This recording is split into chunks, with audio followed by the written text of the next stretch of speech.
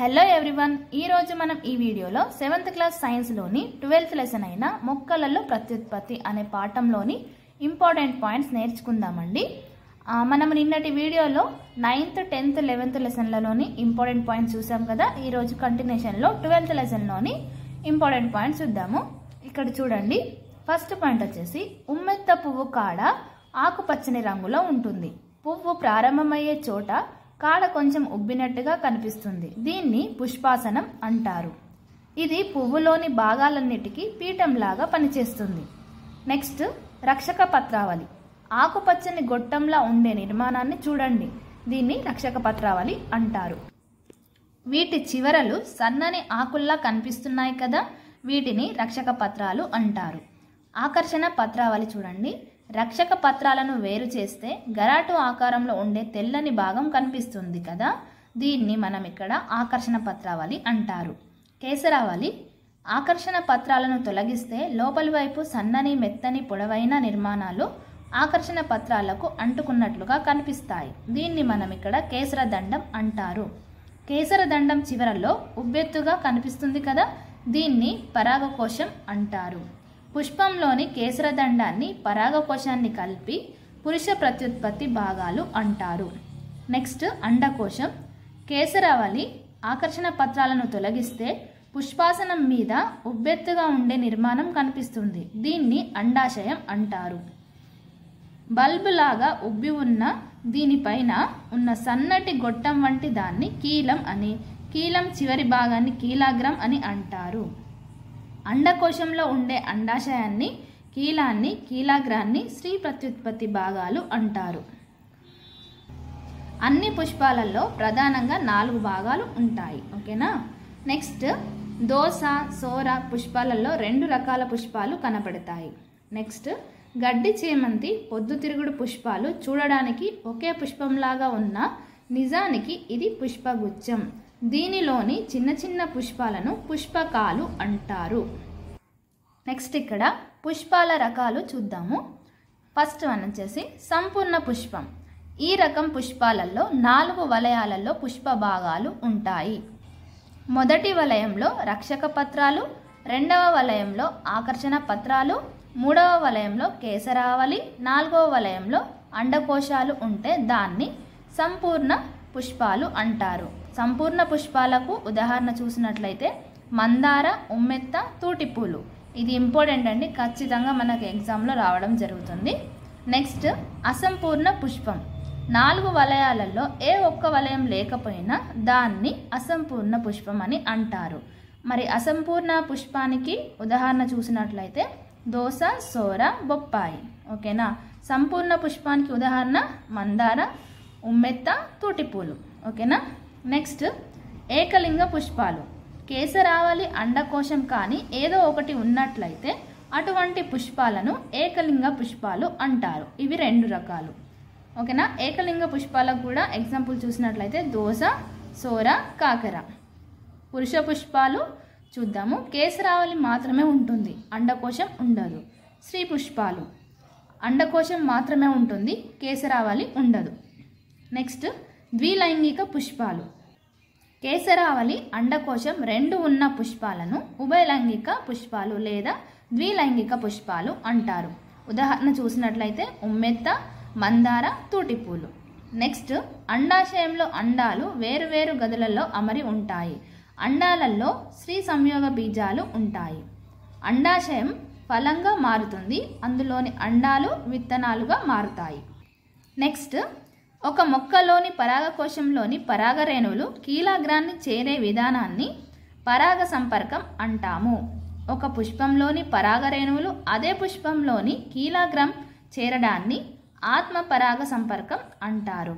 Next, ఒక పుష్పంలోని పరాగరేణువులు మరొక పుష్పంలోని కీలాగ్రాన్ని చేరడాన్ని పరపరాగ సంపర్కం అంటారు. ఓకేనా. ఇక్కడ 3 వచ్చినాయి: పరాగ సంపర్కం, ఆత్మ పరాగ సంపర్కం, పరపరాగ సంపర్కం. ఒకసారి చూసుకోండి, కన్ఫ్యూజ్ అవ్వరు. నెక్స్ట్, స్త్రీ పురుష సంయోగ బీజాలు కలిసి సంయుక్త బీజం ఏర్పడడాన్ని ఫలదీకరణం అంటారు. నెక్స్ట్, పురుష స్త్రీ సంయోగ బీజాలు కలిసి సంయుక్త బీజం ఏర్పడే విధానాన్ని లైంగిక ప్రత్యుత్పత్తి అంటారు. పురుష స్త్రీ సంయోగ బీజాలు కలిసి సంయుక్త బీజం ఏర్పడే విధానాన్ని లైంగిక ప్రత్యుత్పత్తి అంటారు. ఫలదీకరణ తర్వాత అండాలు విత్తనాలుగా, అండాశయం ఫలంగా మారుతుంది. నెక్స్ట్, పుష్పాలు కాకుండా ఇతర భాగాల ద్వారా కొత్త ముక్కలను ఉత్పత్తి చేయడాన్ని అలైంగిక ప్రత్యుత్పత్తి అంటారు. నెక్స్ట్, ఇక్కడ శాఖీయ ప్రత్యుత్పత్తి చూడండి. మొక్క శాఖీయ భాగాలైన వేరు, కాండం, పత్రం నుంచి కొత్త మొక్కలు ఉత్పత్తి కావడాన్ని శాఖీయ ప్రత్యుత్పత్తి అంటారు. బంగాళదుంప ఉపరితలం పైన చాలా గుంటలు ఉన్నాయి, వీటిని కన్ను అంటారు. ఇక్కడ మొక్క పేరు, కొత్త మొక్క ఉత్పత్తి చేసే మొక్క భాగం పేరు ఇవ్వడం జరిగింది. చూడండి, ఇది ఇంపార్టెంట్ చాలా. చిలగడ దుంప, డాలియా, క్యారెట్, బీట్రూట్, ముల్లంగి. ఓకేనా, ఇవన్నీ మొక్కల పేర్లు. మరి ఇది ఉత్పత్తి చేసే భాగం పేరు కూడా చూద్దాము. కొత్త మొక్క రూపాంతరం చెందిన వేరు నుంచి ఉత్పత్తి అవుతుంది. కొత్త మొక్క రూపాంతరం చెందిన వేరు నుంచి ఉత్పత్తి అవుతుంది. నెక్స్ట్, బంగాళదుంప కొత్త మొక్క రూపాంతరం చెందిన కాండం నుంచి ఉత్పత్తి అవుతుంది. ఇక్కడ వేరు నుంచి ఉత్పత్తి అవుతుంది, ఇక్కడ కాండం నుంచి ఉత్పత్తి అవుతుంది. నెక్స్ట్, ఉల్లి, వెల్లుల్లి, లిల్లీ, గ్లాడియోలి. ఇక్కడ లక్షణాల నుంచి, దుంపల నుంచి కొత్త మొక్కలు ఉత్పత్తి అవుతాయి. నెక్స్ట్, బ్రయోఫిల్లం బిగ్నోనియా ఆకులోని కోరకాల నుంచి ఉత్పత్తి అవుతుంది. చెరుకు కాండపు కనుపుల నుంచి పెరుగుతుంది. నెక్స్ట్, పుదీనా, స్ట్రాబెర్రీ, చేమంతి పాకే కాండం నుంచి ఉత్పత్తి అవుతుంది. ఓకేనా, ఒకసారి చూసుకోండి జాగ్రత్తగా. నెక్స్ట్, కోరకి భవనం. జిలేబీ పిండికి ఈస్ట్ అనే ఒక పదార్థాన్ని కలుపుతారు. జిలేబీలు దీనివల్ల రుచిగా తయారవుతాయి. ఈస్ట్ అనేది ఒక రకమైన మొక్క. ఈస్ట్ వంటి మొక్కలలో లక్షణాల వంటి బాహ్య నిర్మాణాలు ఉత్పత్తి అయి పెరుగుతుంటాయి. తర్వాత తల్లి మొక్క నుంచి తెగిపోయి స్వతంత్ర జీవనాన్ని గడుపుతాయి. దీన్ని మనం ఇక్కడ కోరకి భవనం అంటారు. 4 రోజుల వరకు ఉంచిన రొట్టె మొక్క మీద బూడిద రంగులో బూజు కనబడుతుంది. దీన్ని మనము శిలీంధ్రం అని పిలుస్తాము. ఈ శిలీంధ్రాన్ని బ్రెడ్ మోల్డ్ అంటారు. దాన్ని 3 నుండి 4 రోజుల వరకు అలాగే ఉంచండి. మొత్తం సిద్ధ బీజాలు కలిగిన నల్లటి పొడిగా మారుతుంది. నెక్స్ట్ పాయింట్, అలెగ్జాండర్ ఫ్లెమింగ్ అనే స్కాటిష్ శాస్త్రవేత్త ఒక రకమైన శిలీంధ్రాన్ని కనుగొన్నాడు. దీనికి పెన్సిలియం అని పేరు పెట్టాడు. దీని నుంచి పెన్సిలియంను తయారు చేశాడు.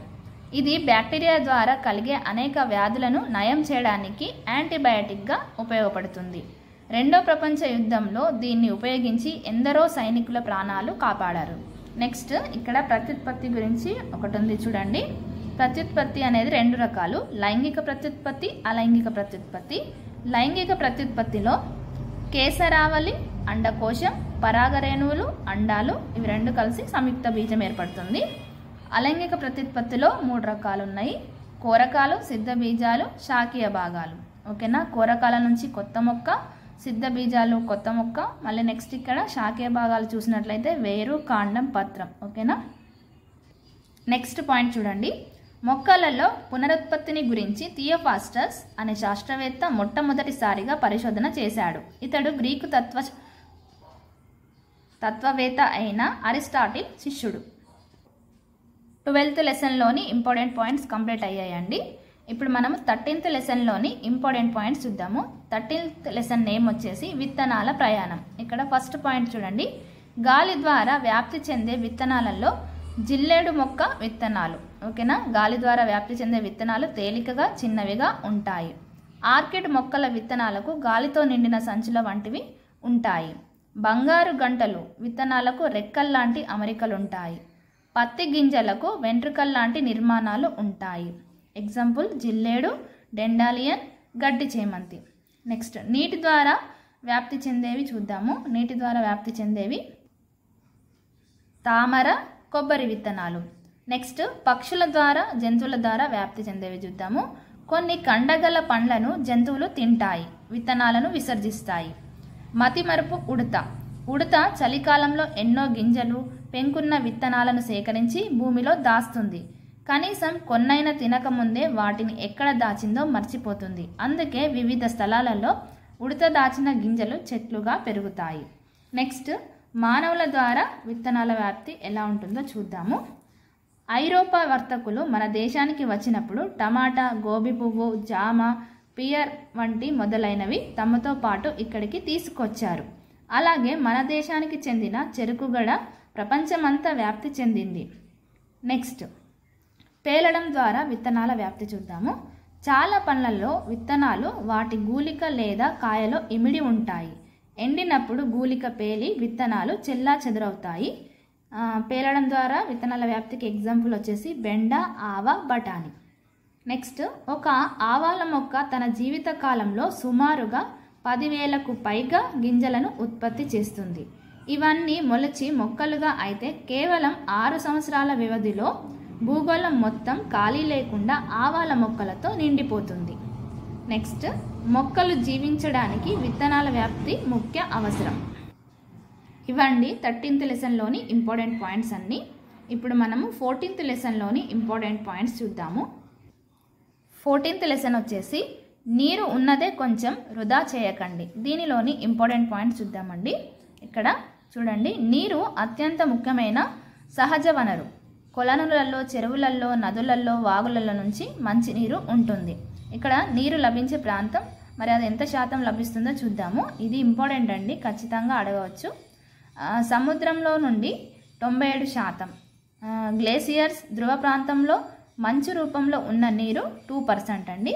నెక్స్ట్ భూగర్భ జలాలు, కొలనులు, సరస్సులు, నదులలో నీరు మనకు 1% మాత్రమే లభిస్తుంది. ఓకేనా. నెక్స్ట్ 2005 సంవత్సరం నుండి ప్రతి సంవత్సరం మార్చి 22వ తేదీని ప్రపంచ జల దినోత్సవంగా జరుపుకుంటారు. ఎప్పుడు?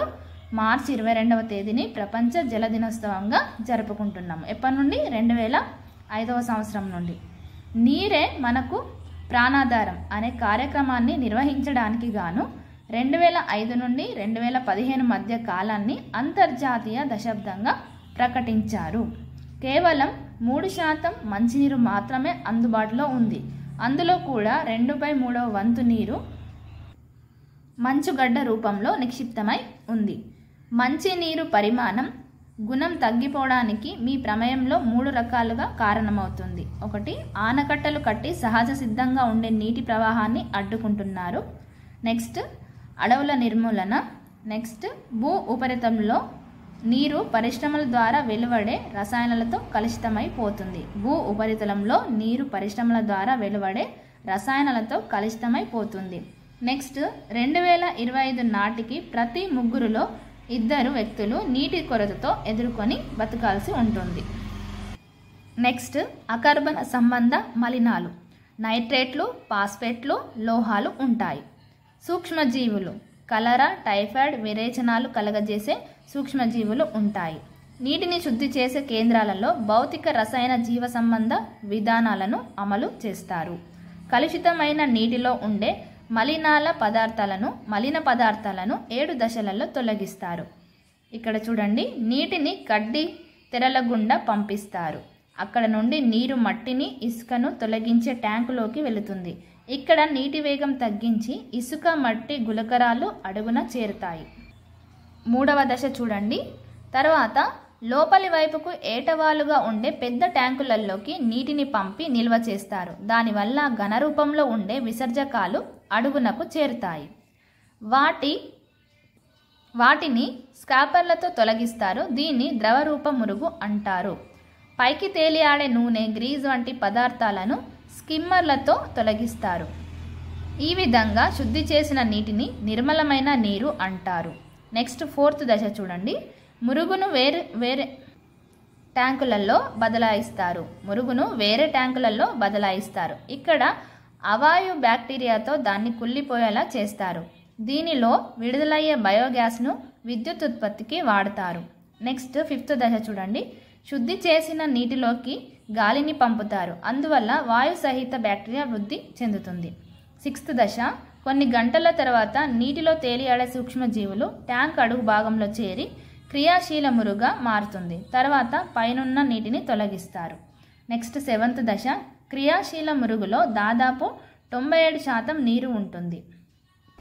నెక్స్ట్ ఏరియేషన్ వల్ల సూక్ష్మజీవులు వ్యర్థ పదార్థాలను అతివేగంగా కుళ్ళే విధంగా చేస్తాయి. ఇది నీటిని శుద్ధి చేసే జైవిక పద్ధతి. ఏరియేటెడ్ ద్రావణంను వడపోసిన తర్వాత ద్రావణం శుభ్రంగా స్పష్టంగా లేకపోతే నీరు స్పష్టంగా కనబడే వరకు ద్రావణాన్ని వడపోయండి. ఇది నీటిని శుద్ధి చేసే భౌతిక పద్ధతి. క్లోరిన్ బిళ్ళలను కలిపి నీటిని శుద్ధి చేసేది రసాయన పద్ధతి. మురికి నీరు నిల్వ ఉండడం వల్ల విరేచనాలు, మలేరియా, టైఫాయిడ్, కలరా వంటి రోగాలు వస్తాయి. మెదక్ జిల్లాలో నల్లా వ్యాలీ అనే వనరక్షణ సమితి ఉంది. మెదక్ జిల్లాలో నల్లా వ్యాలీ అనే వనరక్షణ సమితి ఉంది. ఇది టెట్లో అడగడం జరిగింది. ఇది 1993 సంవత్సరంలో 600 మందితో ఏర్పడింది. నల్లా వ్యాలీ అటవీ ప్రాంతంలో 310.40 హెక్టార్ల భూమిని వన సంరక్షణ సమితి సభ్యులకు కేటాయించారు. వర్షపు నీటిని నిల్వ చేయడానికి కాంటూర్ కందకాలు, చెక్ డ్యాంలు, రాక్ఫిల్ డ్యాంలు ఏర్పాటు చేశారు. నీటిలోని వ్యాధులను కలిగించే సూక్ష్మజీవులను చంపడానికి క్లోరిన్ను కలుపుతారు. నీటిలోని వ్యాధులను కలిగించే సూక్ష్మజీవులను చంపడానికి క్లోరిన్ను కలుపుతారు. ఇవన్నీ మనకు 14th లెసన్లోని ఇంపార్టెంట్ పాయింట్స్ అన్నీ. ఇప్పుడు మనము 15th లెసన్లోని ఇంపార్టెంట్ పాయింట్స్ చూద్దాము. 15th లెసన్ నేమ్ వచ్చేసి నేల మన జీవనం. ఓకేనా? ఇక్కడ ఫస్ట్ పాయింట్ చూడండి. భూమి ఉపరితలం మీద ఉన్న పొరను మట్టి అంటారు. చిన్న చిన్న రాతి ముక్కలు, హ్యూమస్ అనే కర్బన సంబంధ పదార్థాలు కలిసి మట్టి ఏర్పడుతుంది. మట్టి కూడా ఒక ముఖ్యమైన సహజ వనరు. మట్టిని ఉపయోగించి కుండలు చేయడాన్ని కుమ్మరం అంటారు. ఇది పురాతనమైన సృజనాత్మక వృత్తి. మట్టిని ఉపయోగించి కుండలు చేయడాన్ని కుమ్మరం అంటారు. ఇది పురాతనమైన సృజనాత్మక వృత్తి. నెక్స్ట్, హరప్ప నాగరికత కాలంలో వివిధ రకాల ఆకార పరిమాణాలలో అలంకారాలను ఉండే అద్భుతమైన మట్టి పాత్రలు తయారు చేసేవారు. హరప్ప నాగరికత కాలంలో వివిధ రకాల ఆకార పరిమాణాలలో అలంకరణలతో ఉండే అద్భుతమైన మట్టి పాత్రలు తయారు చేసేవారు. మన దేశంలో కుమ్మరం ఒక కుటీర పరిశ్రమ. బంకమట్టిని ఉపయోగించి కుమ్మరి సారె పైన కుండలు తయారు చేస్తారు. మట్టిలో పెద్ద రేణువులు ఉన్నట్లయితే అలాంటి మట్టిని ఇసుక నేలలు అంటారు. మట్టిలో ఎక్కువ మొత్తంలో సన్నటి రేణువులు ఉన్నట్లయితే ఆ మట్టిని బంకమట్టి నేలలు అంటారు. మట్టిలో పెద్ద రేణువులు, సన్నటి రేణువులు సమపాలల్లో ఉన్నట్లయితే ఆ మట్టిని లోమ్ నేలలు అంటారు. మట్టిని వంచినప్పుడు విరిగిపోతే అది లోమ్ నేల. అర్ధవృత్తంగా వంచడానికి వీలైనది ఇది బరువైన లోమ్ నేల. వలయంలా చేసినప్పుడు పగుళ్ళు వచ్చేవి. దీనిని తేలికైన బంకమట్టి నేల అంటారు. నునుపుగా ఉండే వలయం తయారైతే అది బంకమట్టి నేల. మట్టి కణాల నుంచి నీరు నేలలోకి చొచ్చుకుపోవడాన్ని పర్కోలేషన్ అంటారు. ఏమంటారు? పర్కోలేషన్ అంటారు. నేలలలో చాలా రకాల లవణాలు ఉంటాయి. నేలలో సహజంగా ఉండే లవణాలలో కాల్షియం, మెగ్నీషియం, పొటాషియం, క్లోరైడ్లు, సల్ఫేట్లు, కార్బోనేట్లు ముఖ్యమైనవి. ఎక్కువ ఆమ్ల స్వభావం కలిగిన నేలలలో మొక్కలు ఈ లవణాలను గ్రహించడం వల్ల వాటి పెరుగుదల తగ్గిపోతుంది. చెట్ల నుంచి రాలిపడిన ఆకులు నేలను చేరి కుళ్ళిపోతాయి. వీటితో కలిపి మెత్తని నేలను హ్యూమస్ అంటారు. నల్గొండలలో నల్లరేగడి నేలలు ఉంటాయి. ఈ మట్టి పగుళ్ళు ఏర్పడును. ఇది మృదువైన ఒండ్రు మట్టి నేల. వ్యవసాయదారులు పత్తి, మిరప పండిస్తారు. నెక్స్ట్, నేలను 2-3 అడుగుల లోతు తవ్వితే సున్నపు రాయి వస్తుంది. దీన్ని సిమెంటు పరిశ్రమలలో కూడా ఉపయోగిస్తారు. మహబూబ్ నగర్ ఎర్ర నేలలు, వేరుశనగ, ఆముదం వీటిని ఉపయోగించి బంతిని తయారు చేయవచ్చు. వలయాన్ని తయారు చేయలేం, ఎందుకంటే ఇసుక ఉంటుంది. కృష్ణ నల్ల నేలలు, ప్రకాశం జిల్లా ఇసుక నేలలు. ఎక్కువ కాలం నీరు నిల్వ ఉంచుకోగల నేలలలో వరి పండుతుంది. బంకమట్టి నేలలకు నీటిని నిల్వ ఉంచుకునే శక్తి ఉంటుంది. అందువలన ఈ నేలలో చెరుకు, వరి పండిస్తారు. ఎర్రమట్టి నేలలకు నీటిని నిల్వ ఉంచుకునే శక్తి తక్కువ. సో ఇక్కడ నూనె గింజలు, పప్పు ధాన్యాలు పండిస్తారు. తక్కువ నీటితో పండే వరి రకాలు కూడా పండిస్తారు. నేల సారంతో పాటు వర్షపాతం కూడా పంటల మీద ప్రభావం చూపిస్తుంది. వర్షాలు కురిసినప్పుడు నేల పై పొరలోని మట్టి వర్షపు నీటితో పాటు కొట్టుకుపోవడాన్ని చూసే ఉంటారు. దీన్నే మనం నేల తరిగిపోవడం అంటారు, అంటే క్రమక్షయం. ఇలా జరగడం వల్ల కొంతకాలానికి నేలలు నిస్సారంగా మారిపోతాయి. దీని వలన పంట దిగుబడి తగ్గి కొన్ని ప్రాంతాలలో పంట పొలాలు బీడు భూములుగా మారిపోతున్నాయి. పంట మార్పిడి చేయడం వల్ల నేల సారవంతమైన ఉత్పాదక శక్తిని కోల్పోకుండా ఉంటుంది. నేల సారాన్ని కాపాడుకోవడం కోసం వ్యవసాయంలో ముఖ్యమైన కార్యక్రమం. పంట మార్పిడి చేయడం వల్ల నేల సారవంతమైన ఉత్పాదక శక్తిని కోల్పోకుండా ఉంటుంది. నేల సారాన్ని కాపాడుకోవడం వ్యవసాయంలో ముఖ్యమైన కార్యక్రమం. ఇవ్వండి 15th లెసన్లోని ఇంపార్టెంట్ పాయింట్స్. ఇప్పుడు మనం నెక్స్ట్ 16th లెసన్లోని ఇంపార్టెంట్ పాయింట్స్ చూద్దాము. 16th లెసన్ నేమ్ వచ్చేసి అడవి మన జీవనం. ఓకేనా. పురాతన కాలంలో మన దేశంలో దండకారణ్యం, నైమిషారణ్యం, నల్లమల్ల మొదలైనవి దట్టమైన పెద్ద పెద్ద అడవులు ఉండేవి. ప్రస్తుతం మన దేశ భౌగోళిక వైశాల్యంలో కేవలం 19.3% మాత్రమే అడవులు ఉన్నాయి. అడవులను భూమాత ఊపిరితిత్తులు అంటారు. నెక్స్ట్ పాయింట్, మన రాష్ట్రంలోని అడవులలో ఎత్తైన చెట్లు టేకు, దేవదారు. కొంత ఎత్తు వరకు పెరిగే చెట్లు వేప, చింత, ఉసిరి, కుంకుడు, ఎర్రచందనం. పొదలు పొదలుగా పెరిగేవి గుగ్గిలం, తంగేడు, నల్లమద్ది, వెగిష, వెదురు మొదలైనవి. నెక్స్ట్, అడవులు 2 రకాలుగా ఉన్నాయి. ఉష్ణ మండలపు అడవులు, శీతల మండలపు అడవులు. ఉష్ణ మండలపు అడవులు, శీతల మండలపు అడవులు. చెంచులు వంట చెరుకు కోసం ఎండిపోయిన కల్పను మాత్రమే యూజ్ చేసేవారు, అంటే ఉపయోగించేవారు. ప్రకాశం, కర్నూలు జిల్లాలలో సరిహద్దుల్లో నల్లమల్ల అడవులలో పాపినేనిపల్లి దగ్గర నాయుడు చెరువు తండ అనే ఒక చిన్న గిరిజన గ్రామం ఉంది. ఇక్కడ నివసించే గిరిజనులను చెంచులు అంటారు. ప్రకాశం, కర్నూలు జిల్లాలలో సరిహద్దుల్లో ఉంది కదా, అక్కడ నల్లమల్ల అడవులలో పాపినేనిపల్లి దగ్గర నాయుడు చెరువు తండ అనే ఒక చిన్న గిరిజన గ్రామం ఉంది. ఇక్కడ నివసించే గిరిజనులను చెంచులు అంటారు. వీరు ఆహారం సేకరిస్తూ 30 కిలోమీటర్లకు పైగా నడుస్తూ ఉంటారు. వీరు అడవుల నుంచి తేనె, చింతపండు, కుంకుడుగాయలు, వెదురు మొదలైనవి సేకరించి వారాంతపు సంతలో అమ్ముతారు. ఒక్కొక్కసారి అడవులలో పుట్టే మంటల వల్ల అడవులు నాశనమైపోతుంటాయి. అనంతగిరి అటవీ ప్రాంతంలో శృంగవరపు కోట దగ్గర కొండమల్లిపూడి అనే ఒక చిన్న గ్రామం ఉంది. ఇక్కడ నివసించే గిరిజనులను కోయలు అంటారు. చెట్లను కాపాడండి, ఇది బాల సాహిత్యంలో బహుమతి పొందిన కథ.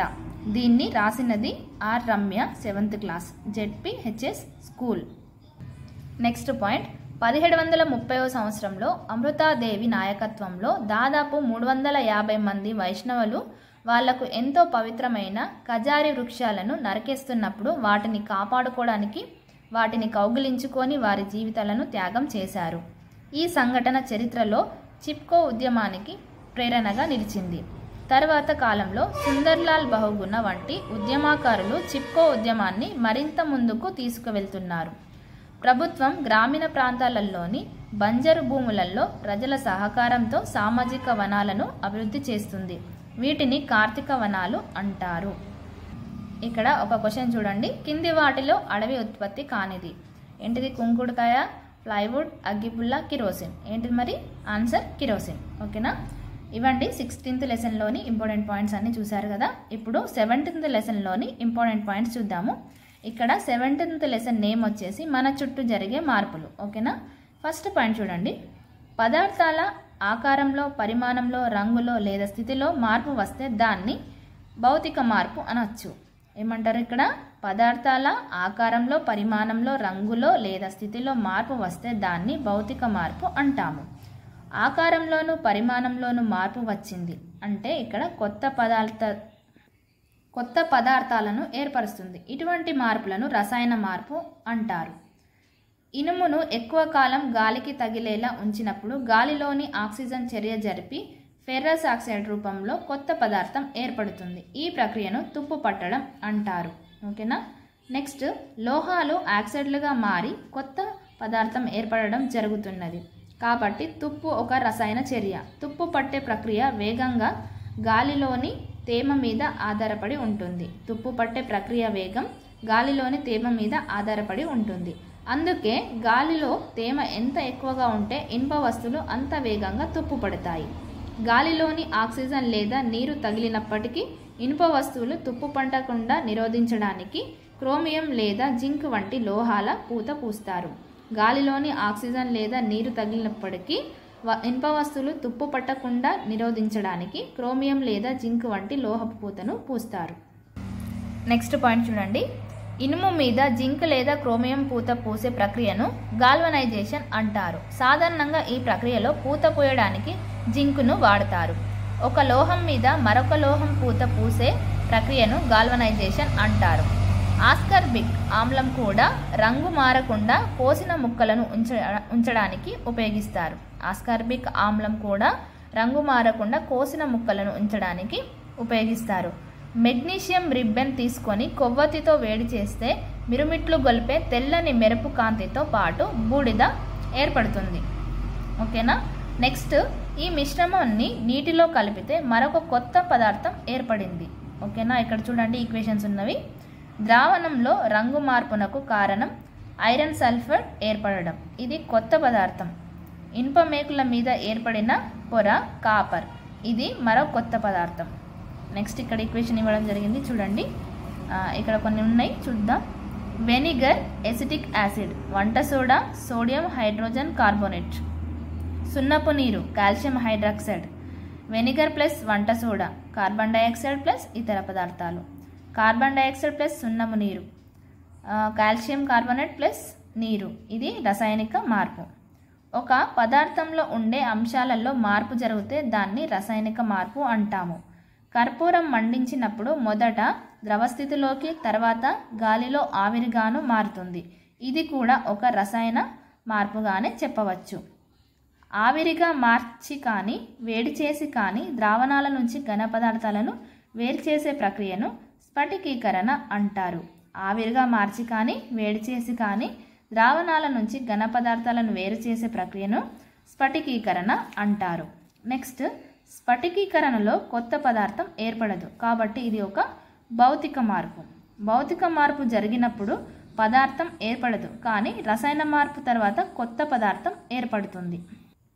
నెక్స్ట్, సున్నం కాల్షియం హైడ్రాక్సైడ్. ఇక్కడ మ్యాచ్ ద ఫాలోయింగ్ ఉంది, చూద్దాం ఒకసారి.